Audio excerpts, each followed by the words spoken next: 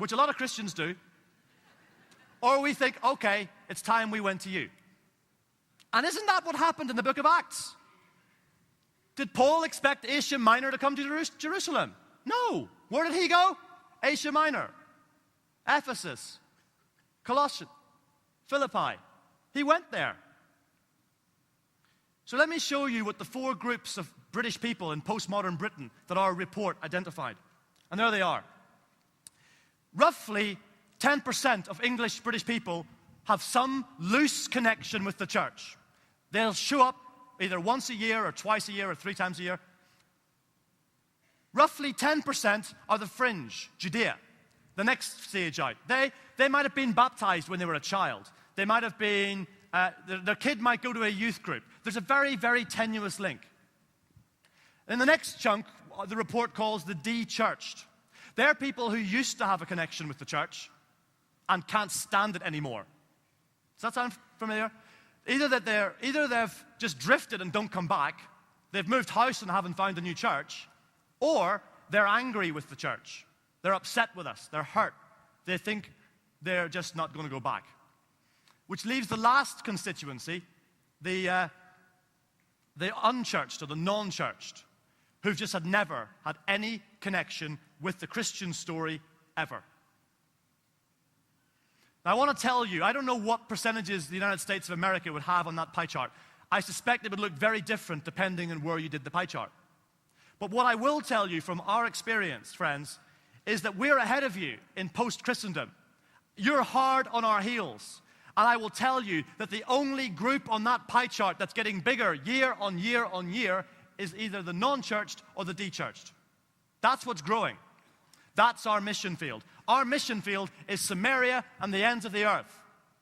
And I think for too long, most of what we call mission happens either in Jerusalem or in Judea. And so I think there is some mileage in mapping those 4 groups: the churched, the fringe, the de-churched, and the unchurched. I think there's some merit in mapping those onto Jerusalem, Judea, Samaria, and the ends of the earth. Existing church attenders could be described as the Jerusalem people. They belong. They're comfortable there. Judea, the fringe, people who've got some sort of loose attachment, belong a little bit. But you know what? They're the people who will be attracted by our attractional method of evangelism, because Judea people feel comfortable in Jerusalem. Now, if that's the case, how welcoming is your church? My colleague who spoke yesterday morning, that brilliant young woman who spoke, described how important welcoming is. I was asked to go to a big church in Manchester in the north of England to address a church on making itself more welcoming. And the British motorway system is a nightmare. So you either arrive ridiculously early or ridiculously late. So I arrived ridiculously early. So I show up at this church. Now remember, I'm the chief executive of the largest mission agency in England. But people don't expect them to look like me. And they expect me to wear a tie. Bishop of London said once, "I know this is an important occasion. Mark Russell's wearing a tie." And so I show up at this church, and my mission, my address, is purely to speak to them about making their church more welcoming. I walk in the door, and I sit down. And this man comes over and goes, "You can't sit there." I said, "Sorry? You can't sit there. That's Mrs. Wilson's seat, and she sits there every year since 1474. Move." Sure. So I moved. "No, don't sit there. That's where the man sits who does the collection and the offering." "Okay, where can I sit?" "There." "Thank you." "Do I need a book?" "Yes." "What kind?" "2 books." "Oh, a prayer book and a hymn book." "Do you have any?" "No." "Didn't you bring your own?" "No." "Oh, dear." So off he went and stormed off. And there you are, have one. But that's only a prayer book. It's one more than you had a minute ago. Thank you. Gee whiz, okay. So I went out the back of the church and got myself wired up with my microphone. And I went in and the vicar said, "Are you all set?" I go, "Oh, yes." Do you know what you're saying? "Oh, yes." Ladies and gentlemen, it is my privilege today to welcome the Chief Executive of the Church Army. He's the youngest ever, blah, blah, blah, blah, all that nonsense. Please welcome Mark Russell. You should have seen the face of the church warden at the back of the church. Ladies and gentlemen, let me tell you about my experience as I arrived at this church this morning. And I went, oh no. Would you please realize that for some people who live even in Judea, to walk in the door of Jerusalem is a big step? Would you train your congregations to be more welcoming? I find it all the time as a speaker. People don't speak to me when I go to churches until they know who I am, and then they're over me like a rash. That shouldn't be. Jerusalem, Judea. What about Samaria? The Samaritans are people who are way, way, way far away from Jerusalem and Judea. They totally distrust Jerusalem, and they'll never be at home there. They have no affinity with it at all. And if you and I want to introduce them to Jesus, we cannot sit in our church and wait for them to come. We can't. The Acts story shows us that it's a movement from inward to outward. And then we've got the ends of the earth. People of other faiths, people of no faith, people who have never heard the Christian story. Now that's the model you'll see in most church growth textbooks. Jerusalem, Judea, Samaria, and the ends of the earth. Can you put that graphic back up again, please? Because what that diagram shows is it makes us think we're the center. We're not. That's a Christendom image. I want to suggest to you that the Acts story shows something else. This model of evangelism on this screen suggests to us that we simply go out into Judea, Samaria, or the ends of the earth, and we kidnap people, and we drag them back to Jerusalem. Friends, that's what I call the Viking method of evangelism. And the Vikings weren't very popular, and neither will we if we do that. But actually, I think that model is wrong because it's a Christendom model. This is what I think it should look like. Jerusalem is shunted to the far side. Because friends, whether we like it or whether we don't, that's where the church is in a postmodern culture. It's on the edge. On one level, I like that.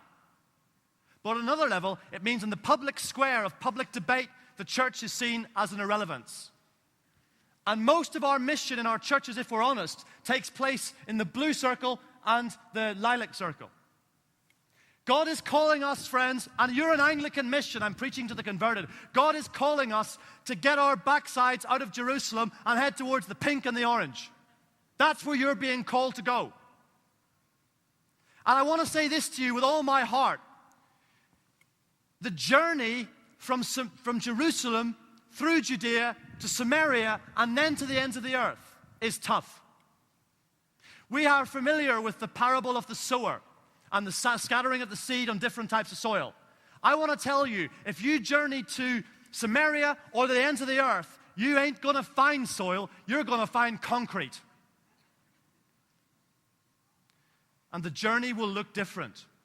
And what I want to say to you with all my heart is you cannot transplant a Jerusalem model of church, dump it in Samaria, and think it'll work. You need to design new churches, new ways of being church that fit the Samaritan culture. It's hard work. And I want to tell you, friends, it's going to take you time. You won't do it in 12 months. If there's one word I wanted to say to the Anglican mission as you go off into the West Coast, and Todd Hunter knows this, it's the word patience. It's going to take time. In England, if I send out an evangelist to pioneer a project in Samaria, I'm having to budget a 7-year budget for that because it won't be done in 2. In fact, it may take the first 3 years just to listen to the culture. The Mission-Shaped Church report said, if we're going to go into Samaria and the ends of the earth, then we need to learn to double listen. With one ear, we listen to the Lord, to the Spirit of God, to Scripture, to the tradition of our church.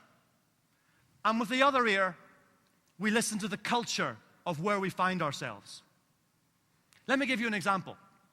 If there is any more obviously a part of Samaria, it's the young people who go to nightclubs. Nightclubs are the great cathedrals of our age. We sent an evangelist from Church Army into nightclub culture in Cardiff, in Wales. Wales is the most spiritually dry part of the UK, and that's saying something. She spent 3 years just hanging out in the clubs. She didn't set up a church. She listened. She got to know the young people who went to those clubs. She prayed with them. She listened to their story. She got to know them. She earned the right to speak into their lives. And then what happened was in year 4 of the project, she launched a church called Solace.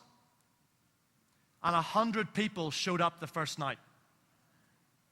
Now, I wonder how many would have showed up in year 1, week 2, if she launched Solace. I don't think too many. Wendy had to break the concrete, release the soil, tender it, care for it, and then sow the seed. Friends, if you want to plant churches in Samaria and the ends of the earth, it's going to take time.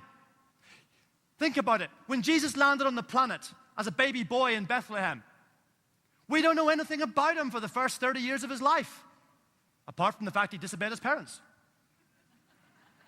We don't know anything else.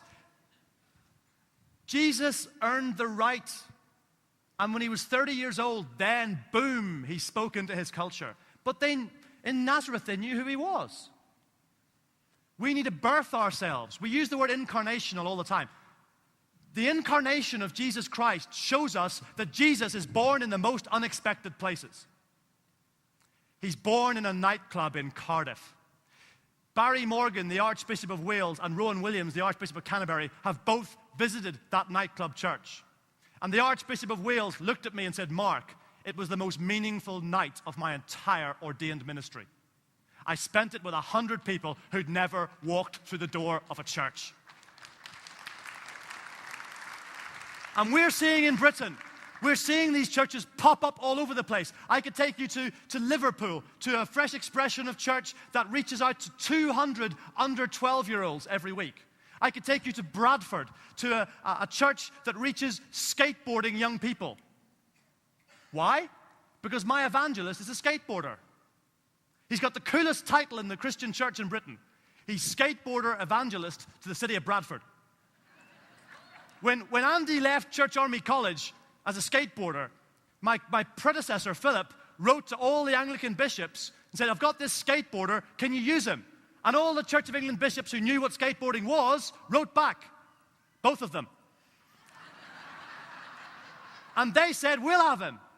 We've seen Sorted grow in Bradford. 40 kids have been baptized, none of whom had any connection with the church before. But before Sorted got kicked off of the ground, my friend Andy spent 2 years just skateboarding. Friends, it's going to take time. So let's reimagine what church can look like. Let's not try to replicate Jerusalem in Samaria and the ends of the earth. Let's try to plant churches that are culturally relevant and that look and feel different and probably will freak us out. But if Jesus is there, that's where we should be. And if I'm being really honest, in Britain, part of me is so thrilled by what we're seeing. But the other part's still depressed. And that's because I think the Anglican Church in Britain has finally got its head around the idea that mission is important. And that's good. But I think she's got that for the wrong reasons. She's got it because she's worried her church won't be there in 20 years' time. Local parishes have got the idea mission is important because they're worried their local parish won't be there in 10 years. That's not a good enough reason to do mission. We do mission because we profoundly believe that there is not one human being on the face of this earth who doesn't need to know the saving good news of Jesus Christ. That's why we do mission.